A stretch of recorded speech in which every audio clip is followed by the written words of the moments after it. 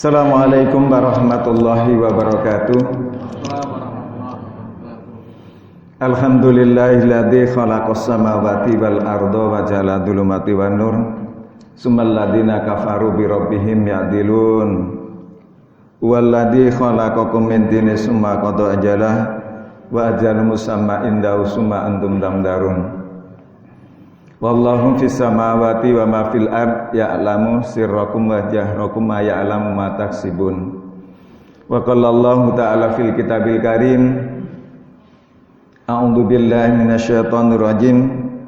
Bismillahirrahmanirrahim. Inna aradnal amanata 'alas samawati wal ardi wal jibal fa abaya ayahmalnaha wa asfahna minha wa hamalahal insan innahu kana zaluman jahula. Al-Quran surat Al-Ahzab ayat yang ke-72. Bapak Ibu hadirin jamaah sholat subuh yang dimuliakan oleh Allah, semoga kita semuanya diberkahi, dilindungi, senantiasa mendapatkan hidayah petunjuknya dalam menempuh kehidupan di dunia ini, dan selamat nanti di akhirat. Amin ya rabbal alamin.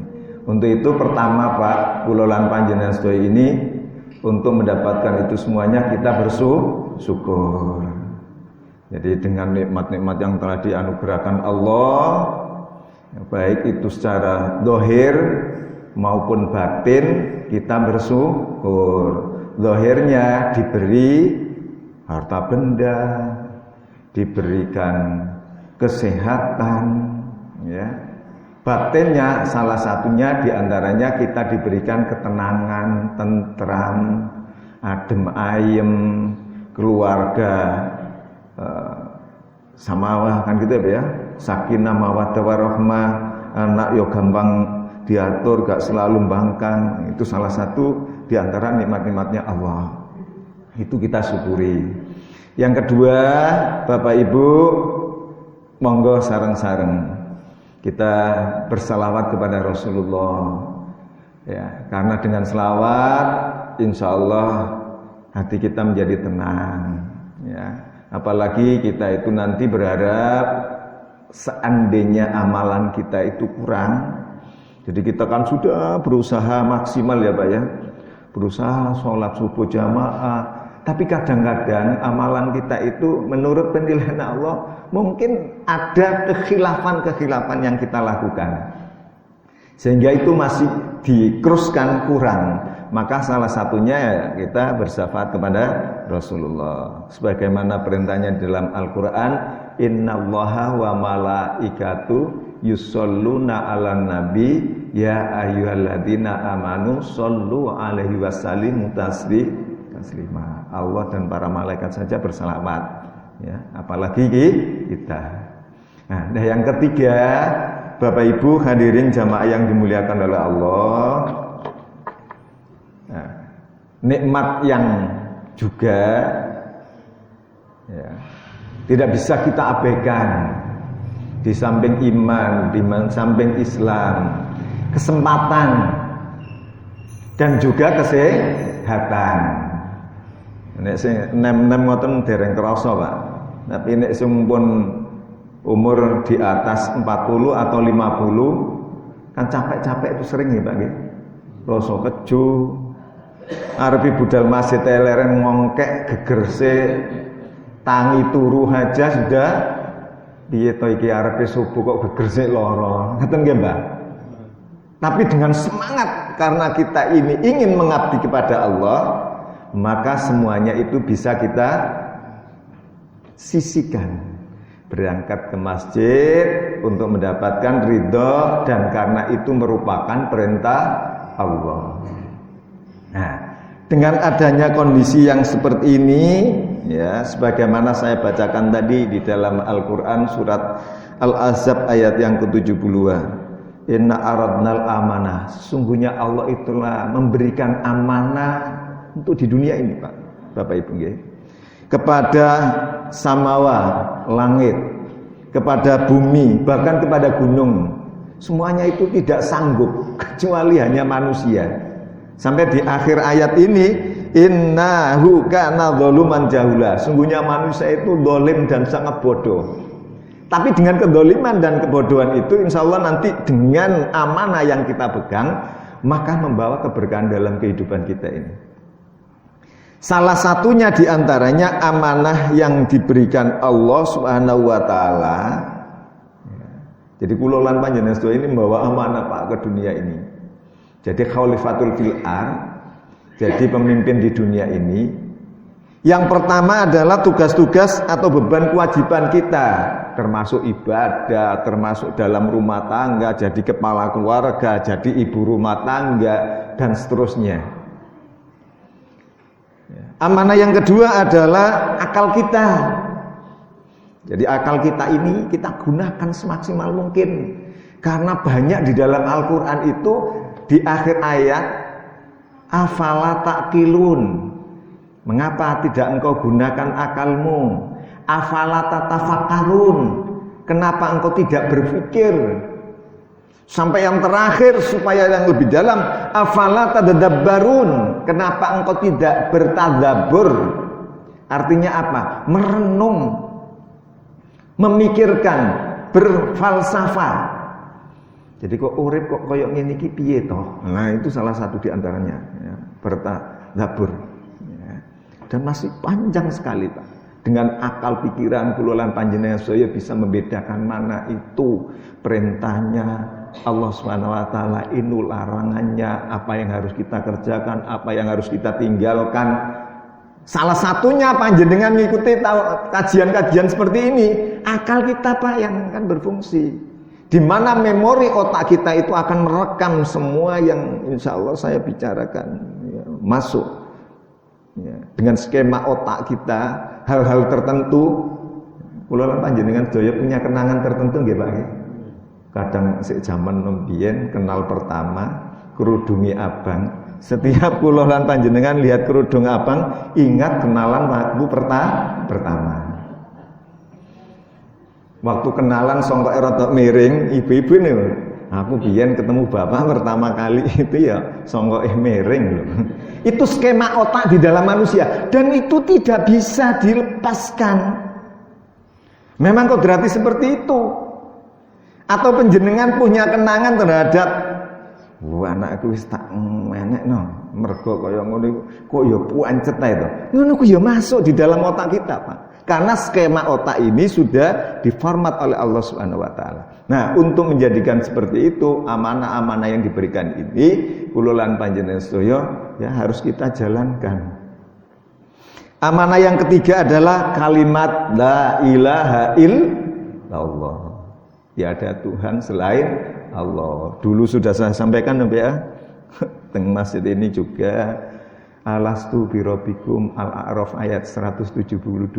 Sebelum kula lan panjenengan sedaya dilahirkan, itu kan sudah bersaksi. Itu amanah. Kita bawa la ilaha illallah. Dan yang keempat adalah amanah yang diberikan Allah Subhanahu wa taala kepada kita semua ini, ya anggota badan kula lan panjenengan sedaya ini loh, Pak. Harus kita jaga dengan sebaik-baiknya. Kalau anggota badan kita ini dalam kondisi sehat, dalam kondisi normal, nang masjid insya Allah cepet griga berangkat ke masjid. Tapi nek boyoke loro, Pak, ya tadi ngongkek sik gegere. Apalagi kolesterolnya, asam uratnya. Maka kula lan panjenengan ini harus menjaga amanah ini. Anggota badan-badan kita ini ada yang vital, merupakan dasar pembentukan manusia, dan ini perlu kita jaga. Dan sehat piye, misalkan seperti itu. Makan yang normal, misalkan. Makan sesuai dengan kebutuhan, dan seterusnya, dan seterusnya. Sedangkan amanah yang kelima ya, adalah ma'rifatullah, dengan cara menjalankan atau mendekatkan bagaimana caranya saya ini bisa ta'aruf mendekat kepada Allah. Ini amanah, 5 amanah ini, Pak. Nah, Bapak Ibu hadirin jamaah yang dimuliakan oleh Allah, sesuai dengan tema yang saya berikan kepada Pak Dikna, ikhtiar baik secara medis maupun teologi, lahir dan batin, menghadapi situasi, kondisi yang menghebohkan dunia, yang dibuat heboh mungkin seperti itu, ya. Bahkan sekda kita Pak Agus Purnomo sampai mengeluarkan PPKM sampai nanti tanggal 8, ya. Pedagang kaki lima, lampu alun-alun jam 8 kan sudah dimatikan Pak, ya. Ya, itu ikhtiar dohir Pak. Sebenarnya untuk Jawa Timur itu setelah tanggal 15 sampai tanggal 25 Januari itu kan hanya ada 11 kabupaten. Terus tanggal 25 dilanjut sampai tanggal 8 Februari itu ada 15 kabupaten. Sebenarnya Ponorogo tidak masuk Pak, karena saya lihat data, ya. Jadi kalau datanya itu saya ambil dari data statistik yang ada, penyakit corona itu loh Pak yang digembor-gemborkan, ya. Di dunia ini yang terjangkit itu ada 100.801.405 ya, 405 orang yang terjangkit. Di data mulai bulan Desember atau November tahun 2019, makanya penyakitnya dinamakan COVID-19 karena adanya pada tahun 2019 di Wuhan, Cina. Yang meninggal dunia itu datanya Pak 2.164.749. Itu tingkat dunia. Ya, kalau di Indonesia sampai detik ini itu 1 juta, ya, 24.298 orang yang terjangkit. Ini jenengan ben semerep Pak, ya tidak terlalu heboh. Yang meninggal dunia itu 28.000, ya, 28.855. Sedangkan di Jawa Timur sampai puluhan Mbak, puluh data dunia, Indonesia, Jawa Timur sampai mungkin Ponorogo, gitu loh, ya. Kalau di Jawa Timur itu 119.050, ya, 119.050 yang terjangkit. Ini data sekitar kemarin kemarin hari Jumat, hari Kamis Jumat itu Pak, ya, saya mendapatkan data itu. Terus yang terjangkit 7.629. Ini Jawa Timur. Ponorogo Pak, ben penjenengan semerep. Yang terjangkit 1.708. Yang meninggal dunia 330. Kalau di persentase dunia itu 2,1%. Yang meninggal dunia akibat COVID. Kalau Indonesia itu 2,8. Bertambah besar Pak. Berarti terjangkitnya di Indonesia bertambah besar. Di Jawa Timur malah lebih besar lagi, 6,9. Di Jawa Timur lebih banyak lagi Pak. Jangan kalau lihat di Surabaya gitu, mungkin orang-orangnya ya seperti itu, apalagi ketemu Amit Sewu, orang-orang yang etnis Madura, sampai di WA itu sing loro yo aku, sing nambakno yo aku. Polisi pas operasi nih. Ya. Itu. Nah, di Ponorogo ini kalau dihitung di bawahnya Jawa Timur, Pak. Jadi 5,4%. Makanya tidak ada PPKM. Tapi diperlakukan oleh sekda kita Pak Agus Purnomo. Ini kekhawatiran terhadap ya, kondisi seperti itu. Nah, Bapak Ibu yang saya hormati, menjaga diri kita ini, ya, diri kita masing-masing atau keluarga kita, itu tidak bisa lepas dari aspek medis. Dan juga tidak bisa lepas dengan teologis atau spiritual atau agama, karena kita umat beragama. Jika hanya mengedepankan medis saja, wah, engko nek divaksin kan bebas, belum tentu loh Pak. Tapi itu ikhtiar dohir. Divaksin itu merupakan ikhtiar dohir. Kalau hanya mengedepankan yang dohir saja, vaksin saja akhirnya menjadikan kesombongan di dalam diri kita. Saya itu kebal, saya itu ndak apa-apa.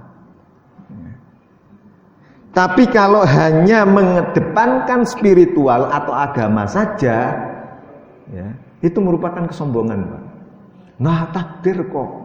Iya takdir, tapi kita itu tahunya takdir setelah kejadian. Ya. Dimana pada saat di zamannya Rasulullah, para sahabat itu kan disuruh mau ke tempat tertentu di mana daerah itu ada penyakit taun, kan tidak boleh masuk. Kembali saja. Karena apa? Di situ ada pandemi. Nah, seperti ini penjenengan, kalau di masjid ini saya yakin tempat suci, bersih dan lain sebagainya. Tapi kalau di luar sana belum ada jaminan loh Pak. Maka protokol kesehatan itu kita gunakan. Ya, anjuran pemerintah kita ikuti. Apalagi sudah ada dendanya. Nek gak pakai masker atau saya ketemu. Utawa dikon ngresiki WC. Nah, itu kan. Nah, daripada seperti itu, di luar sana kita menjaga diri kita. Karena yang namanya COVID-19 itu virus bisa menular kepada siapa saja, tidak pandang bulu. Ya. Jadi kalau kita lihat awal-awal Syekh Jabir, Ali Jabir Pak ya, itu kan awalnya kena COVID kan gitu.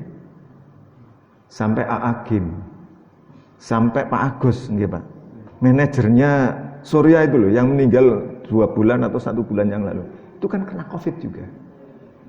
Bahkan Dokter Tony keluarganya yang nangani saya waktu 1 tahun yang lalu saya opname Pak di rumah sakit. Badan saya itu terasa tidak apa-apa, tapi menurut kesehatan, wah ini sudah ngedrop sehingga harus istirahat di rumah sakit. Yang nangani Dokter Tony. Dokter Tony itu keluarganya loh Pak, ya Allah. Adiknya yang bidan meninggal, mertuanya, bapak ibunya, sampai rumah sakit Muhammadiyah waktu itu lockdown 3 hari, tidak menerima dan tidak menerima pasien.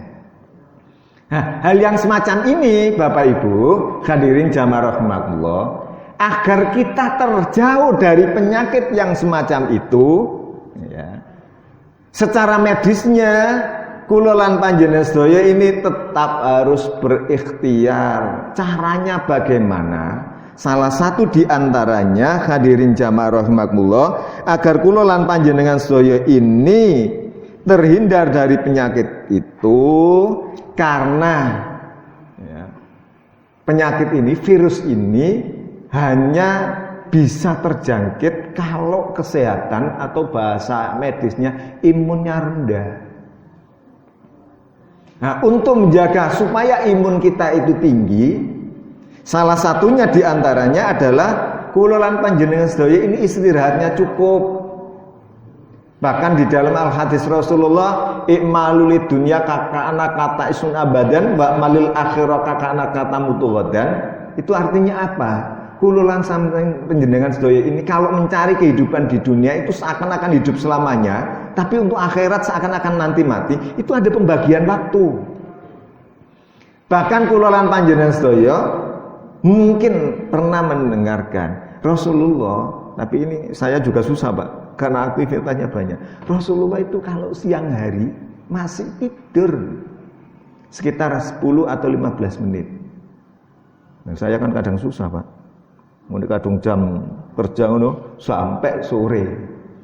Nah, kita yang bisa sempat seperti itu tidur Pak. Ya tidurnya tidak terlalu lama, tidur siang kok 1 jam, 1 jam setengah. Akhirnya ya piye? Sekitar 10 sampai 15 menit. Dan tidur itu tidak harus ya, seperti di spring bed enggak. Hanya istirahat sebentar di kursi dan lain sebagainya. Itu sudah bisa menyegarkan badan. Jadi istirahatnya cukup. Kalau menurut kesehatan, ini menurut kesehatan Pak, mboten saged dibandingno kali Pak Yai. Kula kali Pak Yai riyen niku kula nggih nyoba dereng kiat ya. Pak Yai itu tidurnya 2 jam Pak sehari semalam. Saya nyoba itu kuat hanya 1 minggu. Oh dorong Pak Yai. Menurut kesehatan, kululan panjenengan sedaya ini istirahatnya kan sekitar 6 sampai 8 jam. Berarti sepertiga hidup di dunia ini untuk tidur menurut kesehatan. Tapi para alim ulama dan lain sebagainya itu, ya, Pak Yai Kiai itu sedikitnya hanya dikit. Bahkan Rasulullah itu sedikit sekali. Banyak tahajudnya, aktivitas untuk di dunia ini untuk umat dan lain sebagainya. Jadi istirahat itu harus ada. Jenengan tidak bisa memaksakan kehendak. Saya kuat, enggak, masih kuat, suatu saat akan down. Ini sudah ada beberapa penelitian. Ya. Yang kedua, ya, tidurnya tidak terlalu malam. Ya. Jadi kalau tidurnya tidak terlalu malam, tahajudnya kan enak ini Pak. Coba jenengan kalau ngatur tidurnya, ya, jam 10 malam sudah tidur. Nanti bangun jam 3 kan sudah enak Pak ya. Nanti tidur jam 1 atau jam 2, jam 3 minta bangun. Ya, susah. Diatur tidurnya tidak terlalu malam. Karena nanti kululan panjenengan sedaya itu masih ada untuk beraudien dengan Allah Subhanahu wa taala. Mendekatkan diri kepada Allah, ta'aruf kepada Allah. Wa minal laili fatahajjata bihi nafilatan lak asa ayyab asaka rabbuka maqama mahmuda. Kita mengadu kepada Allah. Kalau mengadu sama manusia ngono ya dijeleno Pak. Bolak-balik kok ngersulo enang aku, bolak-balik kok utang. Kan ngoten Pak. Ini padha-padha menungsone lho Pak. Tapi kalau ke Gusti Allah, Maha seneng Allah itu didekati. Ya Allah, anak kula kok ngeten. Bojo kula kok medal terus misalnya. Padahal medale kerja, Pak. Ngaten niku. Dijaga. Tidurnya tidak terlalu malam. Sehingga sholat malamnya itu kita bisa bangun. Ya kalau seperti ya, sahabat Rasulullah, kalau Abu Bakar itu Pak, sholat tahajudnya habis sholat isya. Karena takut nanti tidak bisa bangun. Karena orang bisnismen. Orang bisnis Pak, harta bendanya dari bisnis. Kalau Ali, Sayyidina Ali, itu tidur dulu baru bangun malam. Karena apa? Dia kuat. Masih muda zaman waktu itu. Dan itu dilakukan terus menerus. Nah kula lan panjenengan niru sinten? Niru Abu Bakar atau niru Ali? Atau tidak niru sama sekali? Padahal contohnya sudah ada. Niru Rasulullah Pak. Nggih abot. Nggih saged tapi abot. Masuk surat salat malam ini rakaat pertama misalkan surat Al-Baqarah 3 juz lho Pak. 8 rakaat. Tapi sing baca suratnya 1 surat. Tapi misalnya baca Al-Baqarah 3 juz. Jangankan 3 juz, sak mikra saja, sak ini lho Pak. Wis sambat kok. Ya, sekuat kita. Yang penting kita melakukan itu dan rutin tiap malam, tiap hari. Jadi tidur malamnya dijaga. Tidak usah terlalu malam. Ya jangan terlalu sore, Pak. Sik toto isak tek mati, lampu pateni kabeh turu. Ya gak pas no, tanggane bingung kok ya. Iki lho ben marisa kok lampune dipateni kabeh to. Iki budal nandi to.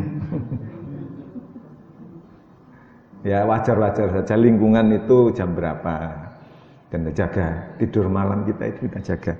Dan yang berikutnya adalah hadirin jamaah yang dimuliakan oleh Allah. Ini penting karena kadang-kadang saya ini ya juga terlupakan Pak. Kebutuhan air. Kebutuhan air menurut kesehatan itu kululan panjang saya itu minimal ya 1,5 liter. Bahkan lebih teliti lagi Pak. Ya. Bahkan lebih teliti lagi perhitungan penelitian sepantas kula panjenengan ini mboten sakit. Kadang kula niku nggih ngriki Kak boyok kirang minum. Mungkin Bapak Ibu juga sama. Kebutuhan tubuh kita menurut kesehatan hasil penelitian tiap 1 kilogram berat badan kita itu membutuhkan 30 cc. Ya. Nah, kebetulan kan istri saya bidan juga Pak, orang kesehatan gitu. Jadi kalau ini saya tanya-tanya ngobrol itu hasil penelitian ini benar apa ora? Ya, ternyata apa? Kebutuhan kula lan panjenengan sedaya secara normal gitu. Setiap 1 kilogram badan kita itu membutuhkan 30 cc. Lah kalau berat badan panjenengan itu 50 kilo, kebutuhan normalnya adalah 1,5 liter.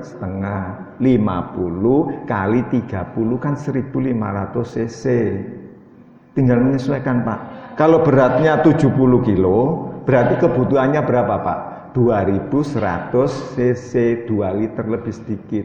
Kalau kurang dari itu, gampang sakit. Bahkan kebutuhan itu harus terpenuhi Pak. Ya aku kuat kok, masuk gak ngombe gak apa-apa wong musim udan ya. Mboten-mboten. Ya. Harus terpenuhi. Bahkan kalau di dalam jasad kita ini kurang dari 20%, orang itu akan meninggal Pak. Akan meninggal. Ya. Siapa engko kesuwen engko. Iya Pak, kesuwen. Gorong masalah spiritual, masalah medis toh. Dan ini perlu kita lakukan. Minum air putih. Ngopi piye? Ya gak apa-apa, tapi air putih sing apik. Nek pakai air-airan kula mawon nggih ben anget ngoten nggih susu jahe lho Pak. Ya, lebih bagus lagi kalau minum madu. Tapi jangan dimadu Pak ibunya. Dituwes. Tapi madu katanya di dalam hadisnya Rasulullah untuk kesehatan kula lan panjenengan sedaya. Jadi kebutuhan air itu harus terpenuhi Bapak Ibu. Jadi supaya kita sehat gitu loh. Secara medis, secara kedokteran dan diadakan penelitian minimal kisarannya kula lan panjenengan itu membutuhkan 30 cc setiap kilogram. Mungkin disampaikan pada teman-teman atau saudara-saudara. Aduh boyokku kalau ngombemu kurang paling. Nah kalau sudah air itu kurang Pak, penyakit dalam ini kena jantung, kena liver, kena sembarang ngalir kena dalam ini. Nah kalau sudah sakit begitu kan terpapar di rumah sakit. Nah kalau sudah di rumah sakit, sholatnya kuyo karo turu, piye diinfus. Sholatnya kalau longgo, arepe nang masjid gak iso, mosok nang masjid gawe infus. Kan gitu. Nah, dan yang berikutnya hadirin jamaah yang dimuliakan oleh Allah, kula lan panjenengan sedaya ini ya, meskipun sudah usianya di atas 50, dia tetap olahraga Pak. Olahraganya itu bukan kok berarti seperti panjenengan Pak Sepo melayu di jalan, malah salah. Dengkule mboten kiyat. Kados kula panjenengan sedaya niki mungkin hanya jalan kaki atau aktivitas di rumah. Pokoknya jangan jekukru turu, longga-longgo. Nah, ini gak pas. Ya secara medis harus ada gerak. Ada olahraganya. Ya. Itu perlu. Ya. Kadang-kadang kula panjenengan sedaya kan salah Pak, yang muda-muda itu. Bapak Ibu nyapa atau makanya kono longgo-longgo istirahat. Orang tua Pak kalau tidak ada gerak ya juga tidak mau. Itu bentuk salah satu gerak badan kita, olahraga kita, keluar keringat juga akan sehat. Jadi mungkin anake kaya ngoten niku belajar apa le.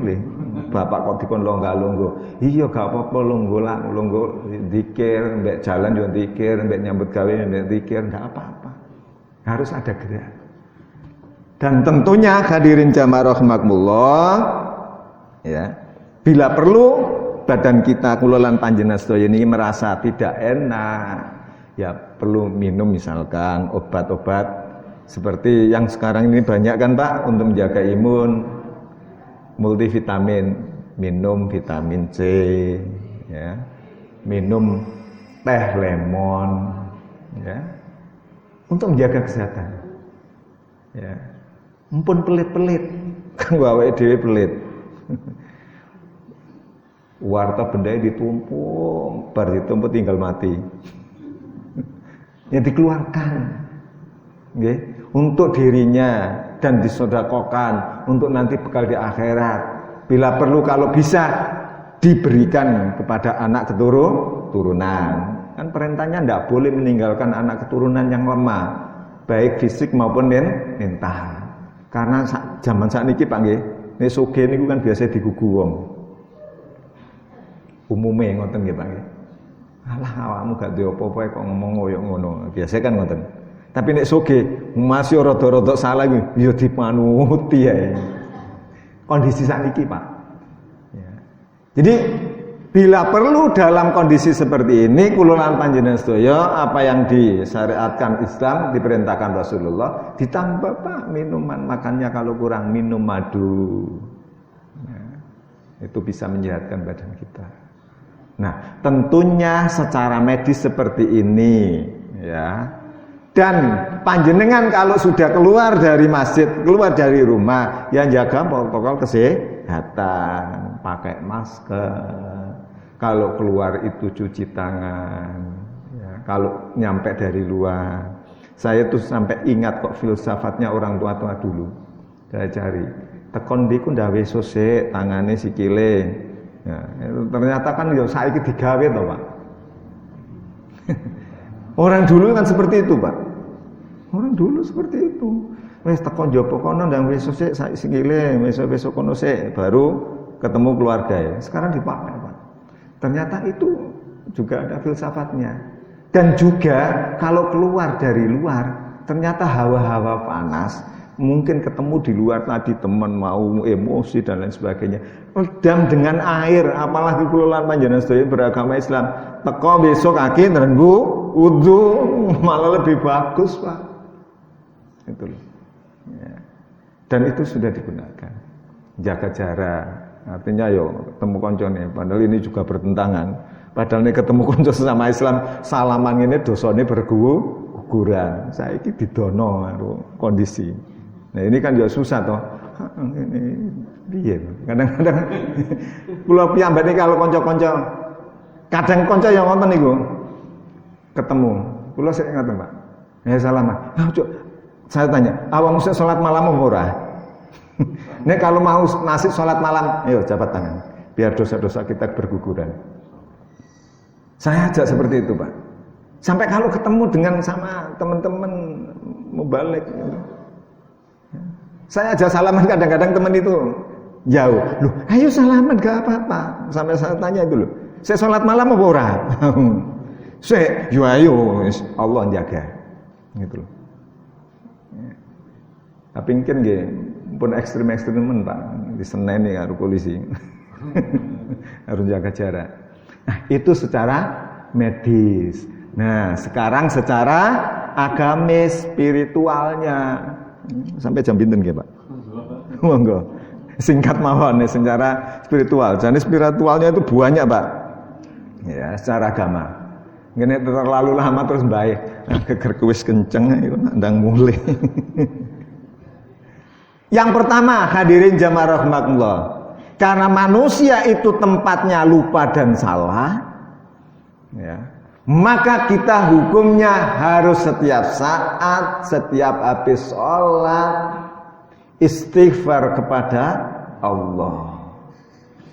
Caranya istighfar bagaimana? Jenengan mau ngomong istighfar, astagfirullahaladzim, astagfirullahaladzim, alladzi la ilaha illa huwal hayyul qayyum wa atubu ilaih. Karena di dalam al-hadisnya Rasulullah, bahkan ini di dalam Al-Qur'an. Wa ma kana Allahu mu'adzibahum wa hum la yastaghfirun. Dan tidaklah pula Allah akan mengadab mereka sedang mereka itu meminta ampun. Gitu loh. Jadi kita itu senantiasa minta ampun kepada Allah Subhanahu wa taala. Mungkin karena kekhilafan kita, karena kesalahan kita, sehingga kita itu lupa bahwasanya yang kita lakukan itu merupakan suatu kesalahan terhadap Allah Subhanahu wa taala. Itulah Pak, istighfar. Dan azab atau bencana itu tidak akan menimpa kepada kita. Dalam Al-Qur'an surat ya, Al-Anfal ayat yang ke-53, 33 ayat yang ke-53 memberikan jaminan seperti ini. Bahkan Pak, saya kalau ngambil literatur yang lain, Rasulullah itu setiap sehari semalam itu minimal 100 istighfar. Padahal Rasulullah itu sifatnya maksum, Pak, terpelihara dari salah dan dosa. Tapi Rasulullah kenapa kok beristighfar? Karena apa, Pak? Di dalam kehidupan Rasulullah itu beda kula panjenengan saya. Rasulullah itu setiap waktu, setiap saat itu derajatnya naik. Derajatnya lebih tinggi, dinaikkan. Dan itu takut tidak bersyukur kepada Allah. Nah kula mawon panjenengan naik jabatan malah syukuran rame-rame, bahkan ono pestae macam-macam. Rasulullah mawon istighfar, Pak. Astagfirullahaladzim, astagfirullahaladzim. Kula lan panjenengan sedaya kedangaken. Ya, senantiasa beristighfar kepada Allah SWT agar terhindar dari bencana atau dari musibah, atau kalau kita yang beriman dari ujian Allah menghadapi adanya COVID-19 ini. Nah itu kalau ulama-ulama yang kena, ya mungkin sudah ditakdirkan. Dan kita berharap kepada Allah, ya Allah jangan sampai terpapar. Karena orang-orang yang sudah kena itu merasakan betapa sakitnya. Bahkan Bupati Lumajang ya Pak ya, kalau tidak salah itu jam 10 itu masih di WA, jam 2 atau jam 1 itu meninggal dunia.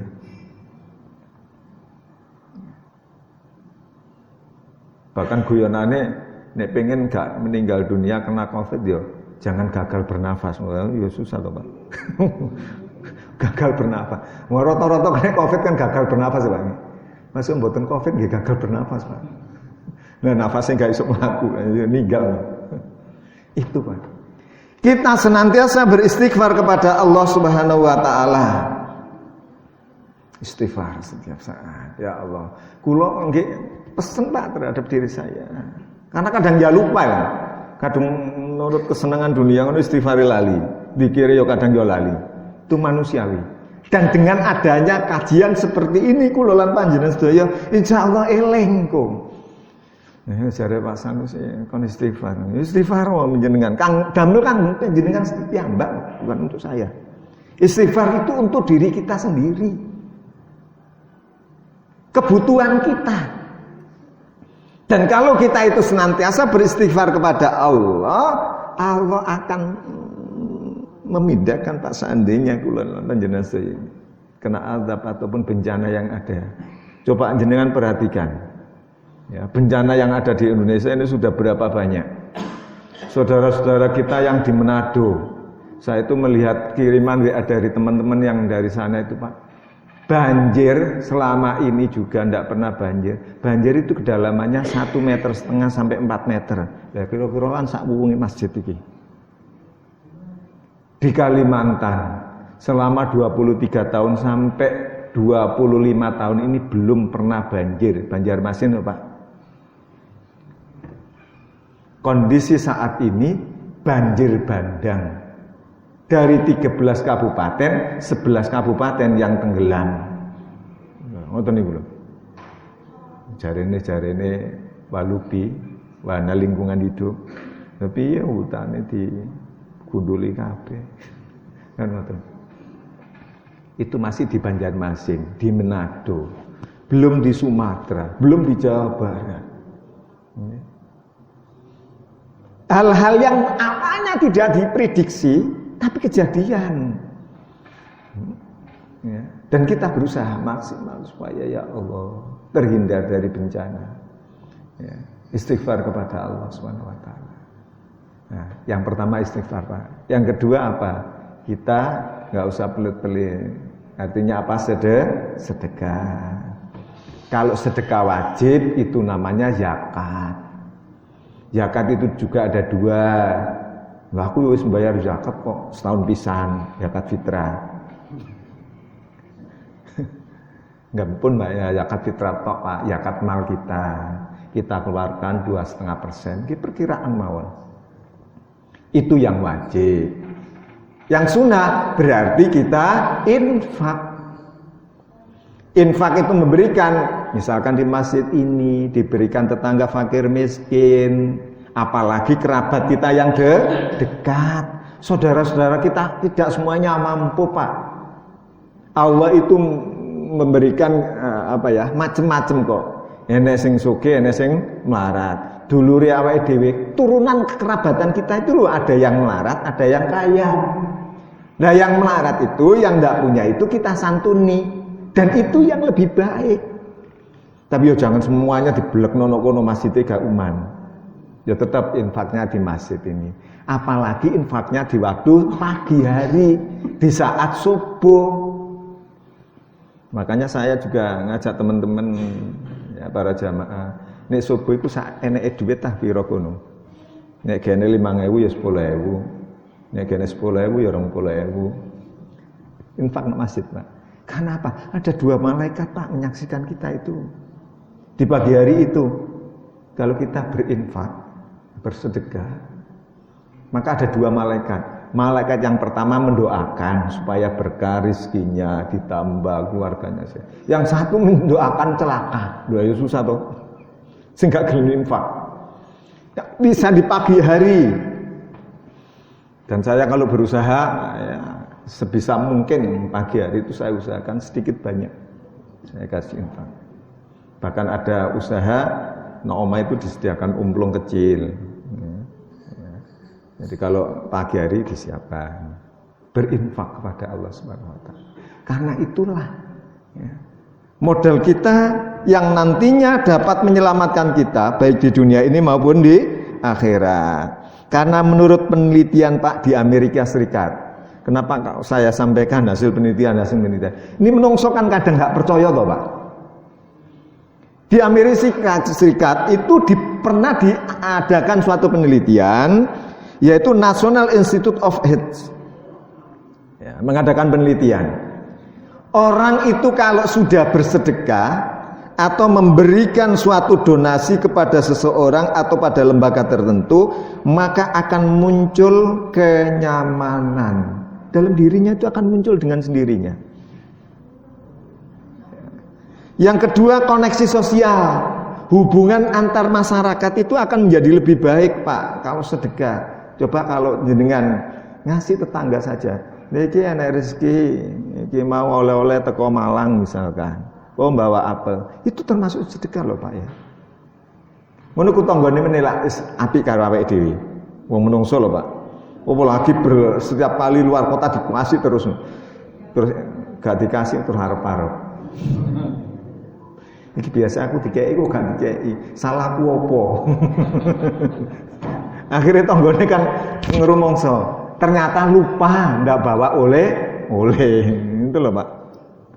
Dan juga hadirin jamaah rahmatullah, akan ada muncul kepercayaan diri tentang sedekah yang diberikan. Allah akan menggantinya. Allah akan memberikan yang lebih banyak. Dan kalau sudah muncul seperti itu hasil penelitian itu, maka di dalam diri manusia ini ada efek positif. Nah kalau sudah positif, maka imunnya menjadi lebih tinggi, kebal terhadap serangan-serangan virus. Sing pertama nopo Pak? Bapak Ibu? Istighfar. Yang kedua, sedekah. Sekarang yang ketiga. Yang ketiga ini ya lebih penting Pak. Pokoknya kok penting kabeh. Yang ketiga, kula lan panjenengan sedaya ini sabar terhadap semua skenarionya Allah Subhanahu wa taala. Berarti apa, Pak? Sabar dengan takdir kondisi seperti ini. Indonesia kok bencana seperti ini. Indonesia kok terjadi ajalnya penyakit virus COVID-19 sehingga wong dagang kula niki Pak nggih wekdal kala wingi saderenge nempatkan teman-teman untuk KKN itu, akhirnya setelah 10 hari saya tarik lagi KKN-nya daring saja, tidak luring di tempat, kalau dibutuhkan baru ke masyarakat. Niku mesake Pak pedagang. Coba jenengan bayangkan, jam 5 buka, jam 8 disemprot. Lampunya dimatikan. Dan itu dari pihak. Saya tuh ngobrol dengan Pak Koramil, Pak Kodim itu Pak, Kapolsek. Sakne lho Mas, iki yo nyangkut harga hidup orang banyak loh. Nek gak dodolan terus panganane terus kebutuhan ekonominya piye? Ya. Termasuk kula lan panjenengan saya ini menerima efeknya Pak. Coba penghasilan panjenengan lebih besar atau lebih kecil?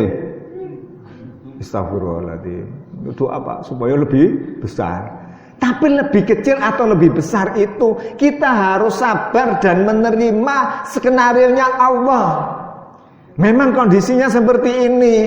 Indonesia mungkin diuji, gitu loh. Gampangannya kan gini. Sing misor mana gak eker, sing dhuwur eker. Misale disuting, Pak. Sing dhuwur kan eker mawon. Antara dewa, pejabat eksekutif, menterinya. Padahal mereka insya Allah sudah berusaha semaksimal mungkin. Dan menunggu korupsi yusi akeh. Kita harus sabar. Karena sabar itu merupakan suatu hal yang harus kita lakukan sebagaimana perintahnya Allah di dalam Al-Quran. Surat Al-Baqarah ayat yang ke-153. Ya ayyuhalladzina amanu istaghfiru wassabiru wassalatu. Ya ayyuhalladzina amanu sta'inu bisobri wassalah. Innallaha ma'as-sabirin. Kita harus bersabar, Pak. Kondisi seperti ini. Lah kalau pingin tidak adanya penyebaran COVID seperti yang ada di negara kita, negara siap enggak, sanggup enggak? Penjenengan kalau melihat, Pak, ke negara tetangga, dulu sama-sama juga terjangkit COVID-19. Sekarang beredar tidak ada COVID sama sekali. Di mana, Pak? Brunei Darussalam. Brunei Darussalam, ya, Brunei Darussalam. Sekarang ini, Pak, tidak ada yang terjangkit COVID. Karena apa? Setiap pagi harinya murotal Al-Quran itu diucapkan, disampaikan. Ya. Bahkan Pak Sanggar ya, Pak Ustadz Sanggar, di Timur Tengah kan sekarang banyak dikumandangkan adzan. Waktunya adzan ben rumah kon adzan. Karena adzan bisa memperkecil virus COVID-19. Nah ini dinyanyi dangdutan Pak, koplo misalkan, tambah gede. Dan ini sudah diadakan. Orang Barat itu sains dan teknologinya canggih, Pak. Tidak begitu saja percaya. Diadakan penelitian. Bahkan kebenaran Al-Quran itu ya diteliti sampai kadang-kadang awalnya itu benci dengan Islam, piye carane mencelakakan Islam, untuk membunuh Islam. Setelah masuk meneliti, setelah dalam, akhirnya ya masuk Islam. Dan itu tidak bisa kita pungkiri. Dan itu banyak sekali hadirin jamaah yang dimuliakan oleh Allah. Ya. Jadi kulolan panjenengan sedaya ini bersabar. Sabarnya caranya bagaimana? Ya menerima kondisi seperti ini, beristighfar kepada Allah. Kita sholat, dengan sholat bisa mencegah nahi dan mungkar. Dan itu Bapak Ibu, hampir banyak Pak waktunya Pak, untuk jamaah yang ngerem. Terakhir, singkat mawon. Supados kula lan panjenengan sedaya sebagaimana di Brunei Darussalam, Pak, baca Quran itu harus kita baca setiap hari. Ya, wa nunazzilu minal Qur'ani ma huwa shifaa. Sungguhnya aku turunkan Al-Qur'an itu sebagai obat penyembuh. Ya, baik fisik maupun mental. Itu sudah pernah diuji, coba di penelitian. Jadi kita baca Al-Quran. Ini baca Al-Quran nggih pun gremeng.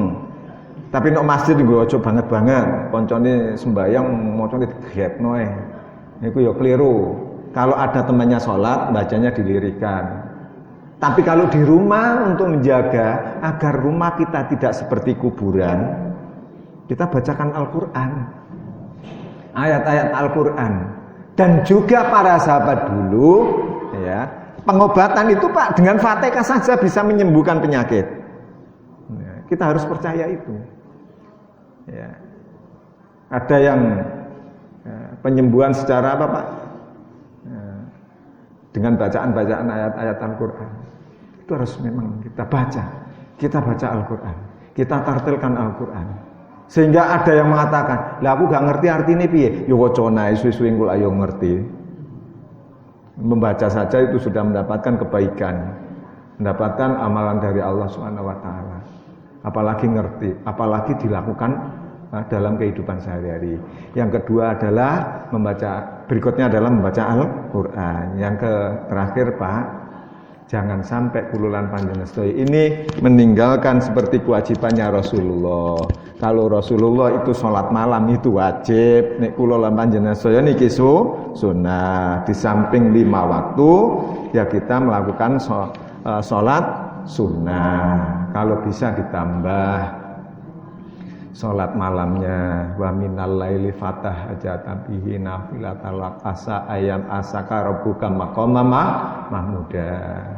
Nek gak iso 2 rakaat ya petang rakaat. Nek gak iso petang rakaat 6 rakaat. Nek gak iso 6 rakaat 8 rakaat.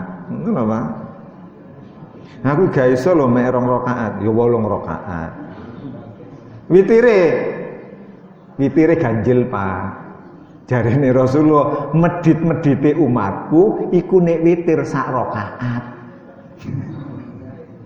Tapi nek waktunya itu mepet tak, ya Allah wis imsak. Aku gurung salat malam. Itu masih boleh loh, Pak. Salat tahajud 2 rakaat, witire sak rakaat. Tapi wong paling medit. Umumnya witir itu yang kita lakukan biasanya 3 rakaat. Paling banyak berapa Pak? Bu? 11. Tapi kula mau nih biasanya 3 rakaat. Para sahabat aja 3 rakaat itu. Ya ngeten nggih Bapak Ibu nggih. Kita jaga secara medis ya kebutuhan jasmani amanah dari Allah. Secara spiritual, secara agama kita mendekatkan diri kepada Allah. Istighfar, sedekah, sabar, baca Quran, sholat malam, ditambah ben ya Allah, tanggaku sugih aku gak sugih ya Allah, sholat duha. Ya Allah, tanggaku iso tuku montor mabur aku kok pengen kapal. Lah kapal dek endi wong Ponorogo kok pengen tuku kapal. Nggih panggih. Sami-sami ya, sami-sami saling mendoakan sesama muslim itu ana tanggane ana kancane tuku mobil anyar ngono alhamdulillah. Alah ojo curiga. Nek curiga elek alah paling oleh dhuwit es gak diomongno ngoten niku. Ngoten dadekno ati mangkel. Lah kok nek anti mangkel penyakit gampang datang. Ngoten nggih Pak nggih. Untuk mengakhiri kajian ini, mari kita berdoa bersama nggih. Kula pimpin nggih Pak nggih. Supados kula lan panjenengan sedaya di dalam naungan Allah, dalam lindungan Allah, diampuni segala dosa-dosa kita. A'udzubillahi minasyaitonir rajim. Bismillahirrahmanirrahim. Allahumma shalli ala Muhammad wa ala ali Muhammad walhamdulillahirabbil alamin. Allahumma ighfir lil muslimina wal muslimat wal mu'minina wal mu'minat al ahya'i minhum wal amwat. Allahumma inna as'alukal huda wa tuqa wal afafa wal ghina. Ya muqallibul qulub tsabbit qalbi ala dinik. Rabbana la tuzigh qulubana ba'da idh hadaytana wa hab lana min ladunka rahmah innaka antal wahhab. Allahumma afiya fi badani wa afiya fi sam'i wa afiya fi basar. La haula wa la quwata illa billahil azim. Rabbi zidni ilma warzuqni fahma warzuqni halalan thayyiban wa amalan mutaqabbalan wasifa'u min kulli dhanbin wasaqum bi rahmatika ya arhamar rahimin. Allahumma inna a'udzubika minal hammi wal hayami wa a'udzubika minal kasal wa a'udzubika minal jubni wa a'udzubika min qala'atin wa qahril jan. Allahumma ya Allah ya Ghani ya Hamid ya Mubdi ya Mu'min ya Rahim ya Adud arina bi halalika min kharawatika kama sabaq. Rabbana ighfir lana wa li walidayna warhamna kama rabbayana shaghira. Rabbana hab lana min azwajina wa dzurriyyatina qurratan a'yunin waj'alna lil muttaqina imama. Rabbana atina fid dunya hasanah wa fil akhirati hasanah wa qina adzabannar. Subhanaka rabbil izzati amma yasifun. Wassalamun alal mursalin walhamdulillahi rabbil alamin. Kurang lebihnya saya mohon maaf. Bila terjadi hidayah. Wassalamualaikum warahmatullahi wabarakatuh.